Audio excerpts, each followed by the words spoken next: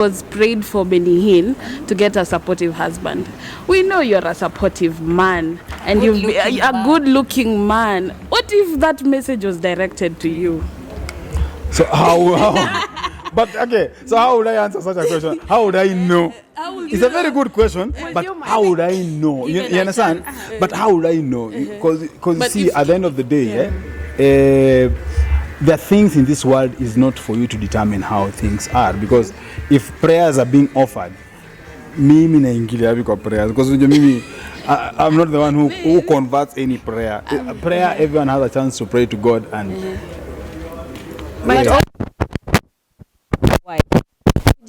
Ujaituonesha, so maybe she's the one. Hey. Why don't you just talk? Sasa kama niko natafuta wife ilikuwa nini?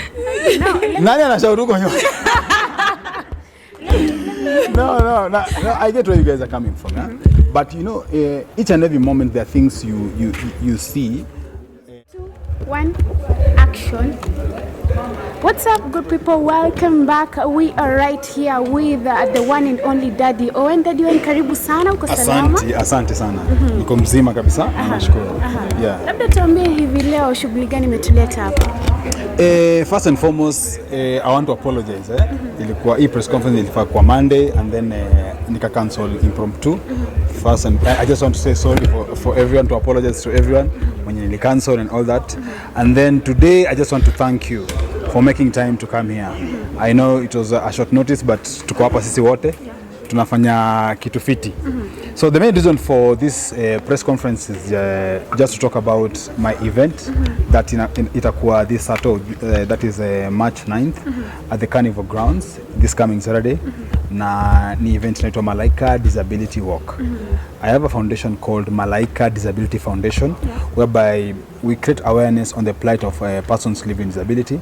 At the same time, we fundraise or we give free surgery for children who are born with physical correctable disabilities. Yeah. So Sato tunakuja tu hapo just to enjoy, to have fun, because most of people who are living with disability sometimes wanakosanga a moment ama an event that iko inclusive enough for all of them to feel wako catered for ama wanaweza kuja kuparticipate. So Sato tumekuja pale, tutakuwa na walk. Hiyo walk tunafanya place at least, even if you have a wheelchair, even if unatembea crawl on the ground, even if you are visually impaired and all that, to sure that to provide good security and good pathways for everyone to participate na feel included in the society.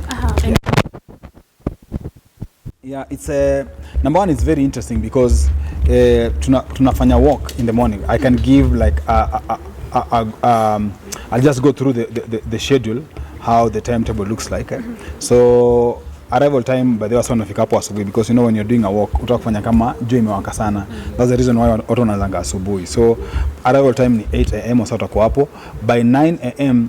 The CS Honorable Florence Bore, who is the CS wa labor and social protection, she'll be there. Na the most important thing why we included her, because the disability fall under her docket. That's why she's the one who's coming to flag off the event. So at a flag off the event at around 9 am. Then from there tunaenda walk kuzunguka from Carnival Grounds, tunazunguka around Uhuru Gardens, tunapaka bypass, then we come back. The walk might take longer because we have to take care of everyone, because just kila mtu anatembea at the same pace. So it will take longer, tunapata wase kama 1 to 2 hours just to do the walk. Then after the walk we're coming back to the Carnival Grounds. At the Carnival Grounds now kutakuwa na events, sasa kutakuwa na performances.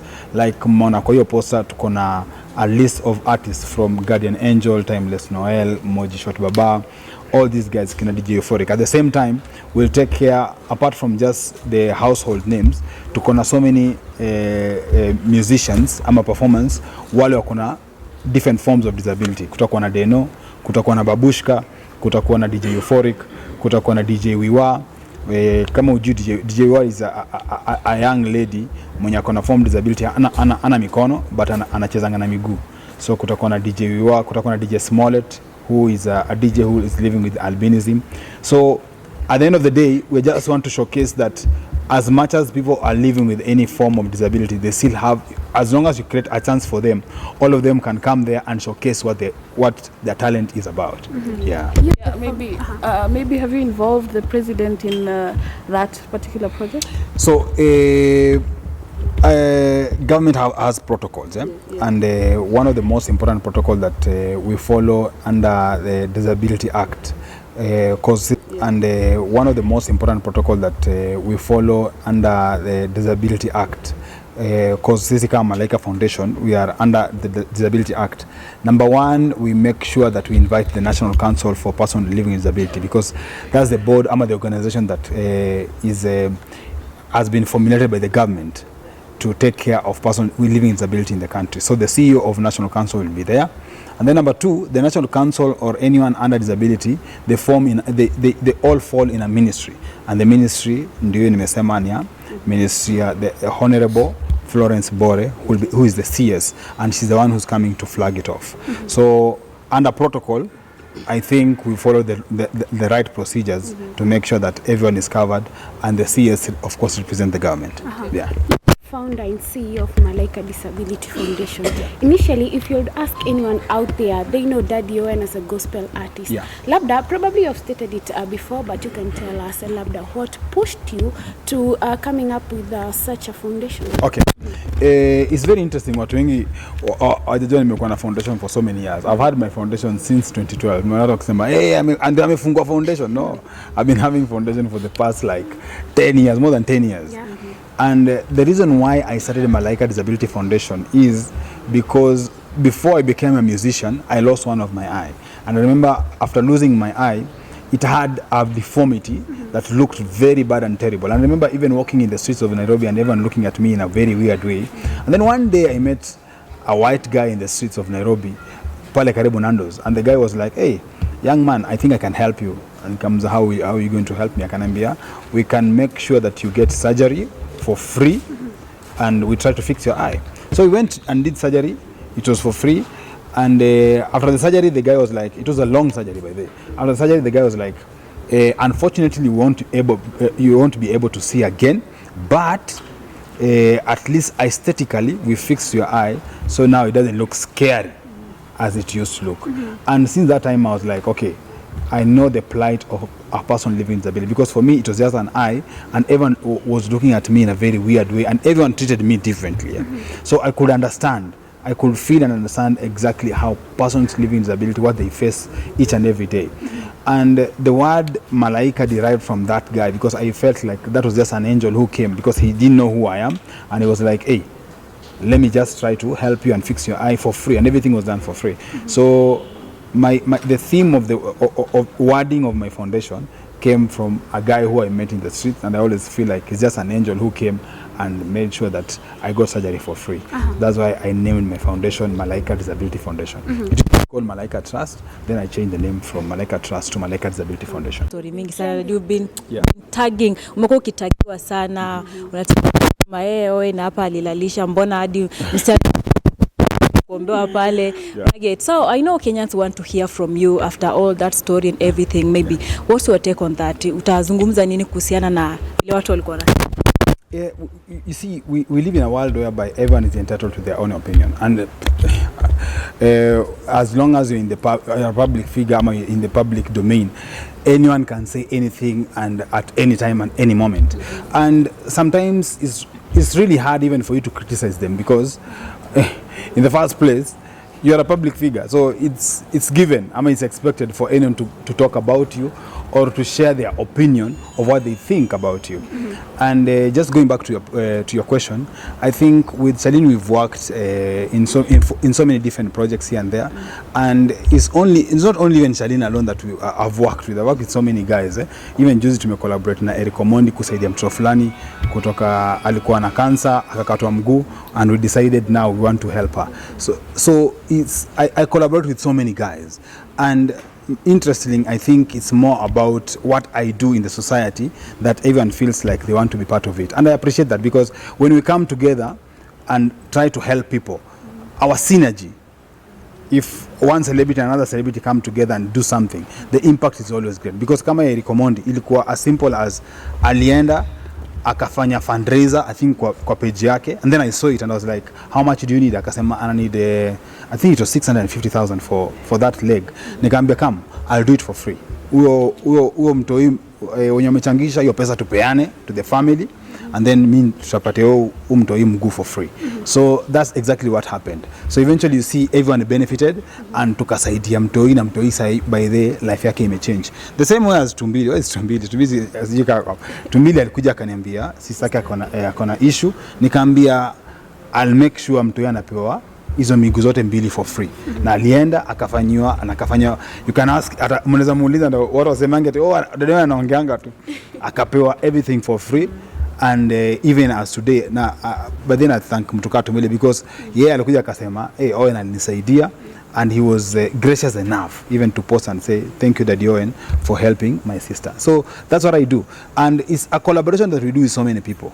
You understand? So just to answer your question, we've worked together and we are still going to work with other. Even I think by next week, kuna another surprise of someone who has decided to join into the bandwagon, a very high profile person who wants to help Malaika Disability Foundation. So, na tena nitaanza kuulizwa yes.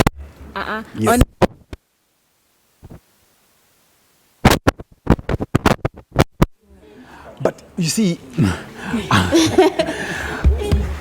at the end of the day, I feel it is very unfair to ask me such a question.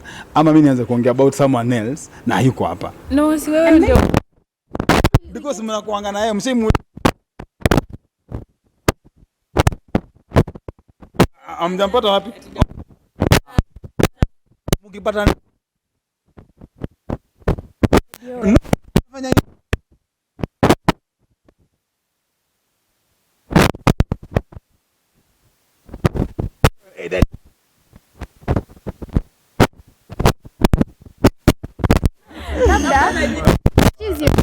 she's your friend. Wakati labda mna trend even on X, mna trend pale hivyo #1. I don't know whether you guys have that conversation. Yeah, trending. Yeah, or rather, what's the conversation? I know. We don't even talk about it. You don't? No, we don't.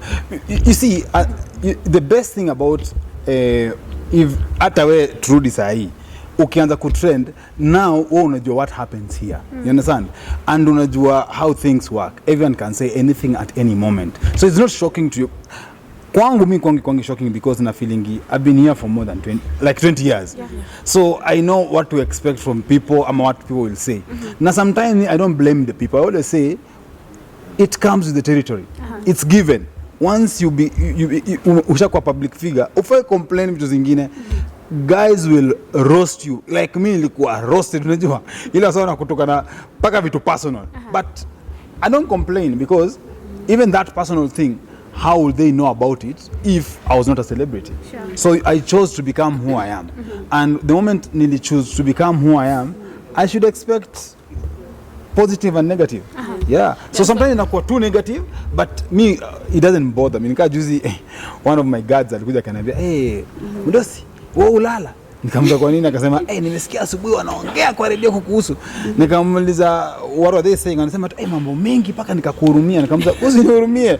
Me I sleep daily very well by there. There are things which don't even bother me. Trending or people saying bad things about me, ama someone saying anything online. Because I know majority of the people who are talking online, 99% don't know you. They just read ama they curate a story according to what they are given, according to what they've seen. No one knows you on a personal level. So, Daddy Owen, back to Charlene still. You have been working with her severally, and the last week, she was prayed for Benihin to get a supportive husband. We know you're a supportive man, and you've been a good-looking man. What if that message was directed to you? So how but okay, so how would I answer such a question? How would I know? It's a very good question, but how would I know? You understand? But how would I know? Because see, at the end of the day, there are things in this world is not for you to determine how things are. Because if prayers are being offered, mimi naingilia kwa prayers. Because mimi I'm not the one who converts any prayer. Prayer, everyone has a chance to pray to God and. Why? Hujaituonesha, so maybe she's the one. Why don't you just talk? Sasa kama ni kontafuta wife. Ilikuwa nini? Nani anashauri uko nyuma? No, I get where you guys are coming from, yeah? But you know, each and every moment there are things you see, and as time goes by, there are so many changes that happen in your life. There's a but you discover if you kama nyinyi mnanifollow sana mtapata sasa nimekuwa very very busy doing other things that sometimes I don't have time ya kufikiria vitu kama hizo. Yeah. Let me go back to a certain blog dated the 21st of February 2023. A very trusted blog writer in the country, and in that interview, trusted by who? A lot of Kenyans. In that interview you say that you have a friend whom wewe unamwona like anaweza kuwa mpenzi wako, and you are very sure that if you shot a shot then inge go through. I don't know how far I have in some days how far with the friend shooting who you think shot. Probably could be the potential. I can quote it very well. Nilisema I'm a sharpshooter. I never miss, and if I miss is by design. Yeah. So how far with the friend? Kama siku sema anything past that inamaanisha nimesema I never miss. If I statement vizuri, I'm a sharpshooter. I never miss. And if I miss is by design. Yeah. So it means what? So as one of the key things watu wanatarajia sana kutoka kwako kwamba umekuwa msanii ambaye kwa kweli amekuwa kivuma hapo awali, but so far sasa hivi industry inasemekana kwamba wewe pamoja na Jimmy Gate umepata kudidimia sana when it comes to usanii. Sasa hivi inasemekana kwamba Guardian Angel ndio anapata kupeperusha bendera ya gospel hapa nchini Kenya. You personally, what is the things ambayo inakufanya wewe personally upate rudi chini kimziki sana sana watu wapate kusikiza ukitoa ngoma? And the other thing, do you recognize that is Guardian Angel as one of the jamaa ambaye kwa kweli anapata kupeperusha bendera ya gospel hapa nchini Kenya? Guardian is a top artist. That one we can't dispute. No one can dispute that. Guardian is he knows what he's doing. He's he in his element, because you see at the end of the day in any situation whether you like it or not, kuna mtu mwenye when opportunity arises, you know what you're doing. You become in your element, and the moment you're in your element, of course you'll be a leader in that field. So Guardian is, as I speak right now, and it's not only Guardian alone. There are people who Moji is doing a lot of work, man. Moji is doing a lot. As in, there's Timeless, there's WD. They're working. It's only that people work in different fields and appeal to different crowds, but we can't take that away from Guardian. He's right now at the top of his game. And coming back to your other question, for me, I've been here for 20 years, bro. Kama ni muziki nimefanya, yani unajua, you see, nimeshafika ile point kama ni kuprove say if I want to win awards nilishashinda. Kama ni kutoa album nilitoa. Kama ni kufanya shows nilifanya. Kama ni kupiga show big crowds nilifanya. Kama ni kupiga show majuu. Kwanza right now very few Kenyan artists wanapiga show majuu. Sisi enzetu tulikuwa tunapiga show majuu like ilikuwa unaishi kwa ndege. Unajua ile hali ya anga wewe unaijua. Tulikuwa tunashinda kwa ndege because we used to do so many. The difference is those days hakukuwa na social media to showcase what we used to do. But sisi by the time ulikuwa you have big songs here in Kenya, ulikuwa umedominate market ya Tanzania, Uganda, Zambia. So tulikuwa tunashinda tukitravel na shows za UK huko, tulifanya show sana. And that's the only thing I will urge the artists right now. They need to change on how they approach stuff, because unfortunately if you're not careful, the same way the Bible says, a prophet is never respected at home. So for a while itafika mahali watafeel si ati wamechoka na wewe, but utakuwa umesha exhaust the favor. So you need to start planning for the next phase. So for me, I did all that. And musema mziki ni kama wife ama kama dame. That's the difference about any other career. Music, it needs attention. If you don't give it attention, it will never give you any result. So if you're not concentrating on music and doing music, like kama sai Guardian 90% of his photos anakuanga wapi? Ako studio. You understand? So ina muziki iko hivyo. inataka attention nika dem. Unajua dem pia usimpea attention kidogo kutoka. So that's the same thing. So if you don't give attention to music, definitely do not give you any result. So for me right now, watu wengi hawajaijua. I have a fully fledged office. I wake up in the morning, go to the office 9 to 5 each and every day. There are few days sana dedicate kama saa hii. Mimi on normal days ni zile picha I don't post, but normal days I wear suits every day ninge kwa office asubuhi na mapema. So you see in my office I do so many things to a level whereby by the time I go to the studio unapata ni kama it's just more of that a substitute thing that I'm doing. But it doesn't mean that I've stopped doing music. It doesn't mean that I've stopped praising the Lord. It doesn't mean that I don't do anything towards my ministry. I still try to preach online, and I still what I'm doing, unaona kama sasa ya Malaika, it takes a lot of your time.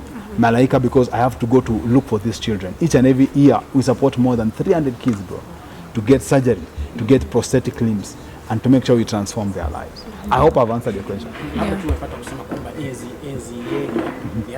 Yes. It bring a lot of stories za watu wanataka kujua exactly mbona ukisema enzi yenyu ambapo sasa hivi kwamba wewe kiindustry kama hapa kwenye gospel kwamba sasa hivi wewe umepata kuipea nafasi kidogo itulie kwanza ndio uhakikisha kwamba Malaika Disability Foundation pia inapata kupewa nafasi. When I say enzi, zile enzi zetu inamaanisha it's so obvious. Zile enzi ulikuwa unajuanga tuko tunatoa top charting songs each and every moment. You understand? There's a difference between when natoa ngoma moja just for, you understand? Kuna zile ngoma mimi natoa tu naeka tu online and then, but kuna zile siku ulikuwa unatoanga songs so you are so sure this song is good, inaenda kushake the whole East and Central Africa. Unapata mimi nilikuwa napiga show paka Togo manze, niko Togo, niko Burkina Faso. Tobina nilipeleka weird countries zenye hata watu waongee Kizungu, unaongea wanafikiri najua Kifrench kumbe ni Kifrench nile niliandikiwa. You get? So all those things we are referring to those days nilikuwa tunafanya vitu kama hizo. Sasa hii I rarely even do shows. I rarely even perform. Once in a while ndo nipata kwa stage na perform. I appreciate because I still get the same love. Nimekuwa juzi tumekuwa cheza gospel Dandora. The reception was amazing. Yeah. So I still get the same love. I appreciate. But kuna wakati tuko tunafanya in 1 week you end up, nishapeana hiyo story, in 1 week tuko tunafanya show kama 7. In 1 week tuko tunamake kama 3 million. In 1 week. And you make na unaenda home na uko sawa. So currently there is an hashtag inasemekana kwamba bring Naiboy, watu wanataka Naiboy ya Ruto. Nimeona. Ikifika wakati wako ambao pia watu watahisi kwamba hashtag itakuwa ina trend, wanasema kwamba but me just see the difference nanga sipotea kwa sini. Naiboy alipotea kabisa. Me as much as naweza kuwa napotea, naweza potea mostly unapata nimepotea maybe kwa kimziki, but kuna vitu vingine bado nafanya. You get it? And I really appreciate your question because kuna hizo moment and it's a good thing. Nataka mimi najua kuna wase wengi wako na talent that wananitu mtu someone to believe in you and tell you hey we need you back. Na ukishapata call kama hiyo by the you always feel energized na kusema hey if these guys want me back let me go back to the studio. So Naiboy pale huko bro, kwanza ndakupigia simu leo nikuulize bro unatafutwa. Kuna swali pale. Tuko na swali. Wilipol sasa hivi anapitia kipindi kigumu sana kwa sababu tunafahamu kwamba alikuwa amechangaza kuachia album lakini pia tour yake Australia. Tukiangalia sasa hivi amekabiliwa na ile kesi ambayo ipo sasa hivi. Tujaona kauli yako yote kuhusiana na hiyo issue tukizingatia kwamba jamaa amekuwa ni wa gospel kipindi hicho. Sasa hivi ni kwamba ameingia njia nyingine lakini pia bado ni wetu. Sijajua kauli yako ni gani lakini pia unaweza kusaidia kwa upande gani huo mchakato mzima ambao unaendelea. But that's a very interesting question because nimekuwa nikiona online what was happening I think nimekuwa na pose kama 3 or 4 weeks ago we had a very in-depth analysis on so many things that is in kwa life yake na there are things ni kama alikuwa anajua zinaweza kuja ku happen because after our conversation in so when he was arrested which nowadays is really hard.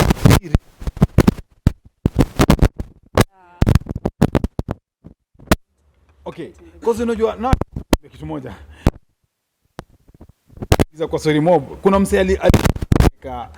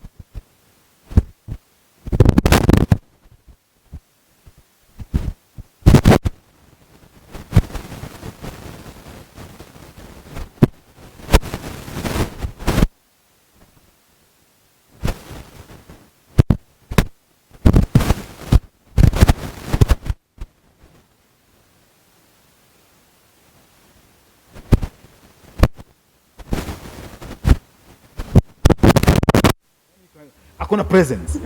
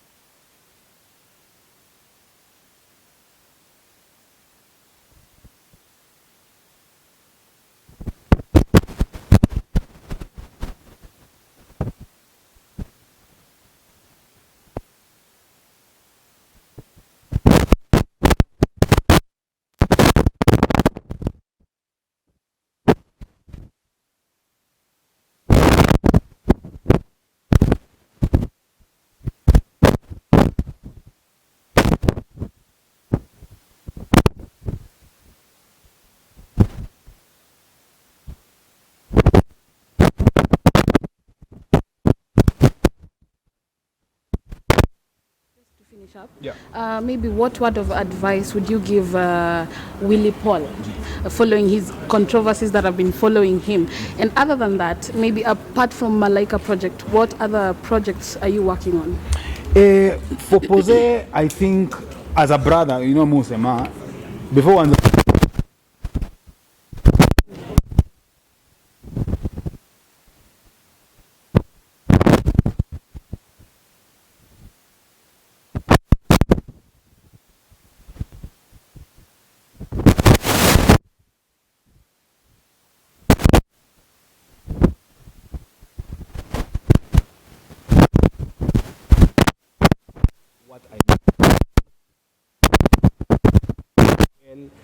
Yani ile unajua ile advice, the things that you've gone through, talk to him, brother, and we had a as you speak right now. Coming to your second question, every year we are doing like 4 events, so like 2 months we'll have one in Eldoret. And then after that, we are going in August. We're going to do what we call Malaika Disability Forum at the KICC, whereby we'll call all the government entities and anyone who is in the because the theme this year will be about road safety. We'll call about the people in the transport sector. We see how we can mediate, because story mingi za disabilities na happen through what unapata accidents on the roads, and you see you can only mediate from the source. So the source inamaanisha most of the time ni road accidents zinafanya, road carnage ndio zinafanya so many mature people ukimit nao sasa kwa wheelchair wanakuambia I became disabled through a road accident. So we need to mediate and see what is the reason why and how can we make sure that we reduce such cases. And then in December we normally do a very big event called Malaika Tribute Awards. Now this one inakuanga ni dinner whereby wasa wanakuja hapo wamejipodoa, so tunapeananga our awards to person who are living with disability when you wanafanya different things despite their challenges. Yeah.